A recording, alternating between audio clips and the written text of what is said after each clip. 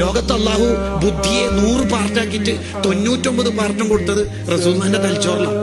ആ ഏറ്റവും ബുദ്ധിമാനായ നേതാവാണ് കേൾക്കേണ്ടി വന്നത് ഭ്രാന്തൻ. ചെറിയ പിള്ളേരെ കൊണ്ട് ഒളിപ്പിച്ചിട്ടില്ലേ ത്വായിഫെന്ന്?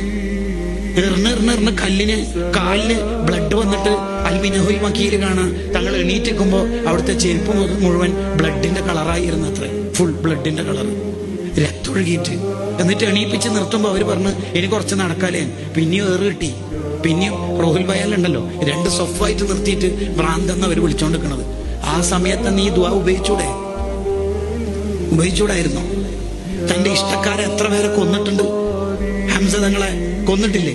ആ സമയത്ത് ദ്വാരന്നൂടായിരുന്നു? ഇല്ല, ഒന്നും ദ്വാരന്നിട്ടില്ല. എന്റെ എന്റെ ദ്വാ ഞാൻ ആഖിറത്തിലേക്ക് മാറ്റി വെക്കാണ്. എന്റെ ഉമ്മത്ത് എന്നെ പ്രതീക്ഷിച്ചിട്ട് വരുമ്പോ അവർക്ക് വേണ്ടി ശഫാഅത്ത് ചെയ്യാന്. ഈ നേതാവ് നമ്മളെ എങ്ങനെ സ്നേഹിക്കുക? ഒരു ചീരണി ഒരു ദിവസം മൗലിദിന് കൊടുത്ത് നമ്മൾ തമാമായോ? പോരാ. അതാണ് ഇമാം ഷാബാനി റഹിമഹുല്ലാഹ് പറഞ്ഞത്, വല ഹദ്ദ വല നിഹായ. നബി സല്ലല്ലാഹു അലൈഹി വസല്ലം സ്നേഹിക്കുന്നതിന് പരിധിയില്ല. ജമാഅത്തെ ഇസ്ലാമിക്കാരനും മുജാഹിദുകാരനും നട്രാജിന്റെ 15 സെന്റിമീറ്ററിന്റെ അപ്പുറം സ്നേഹം പോയാൽ ശിർക്കാവും. അവർക്ക് സ്നേഹത്തിന് പരിധിയുണ്ട്.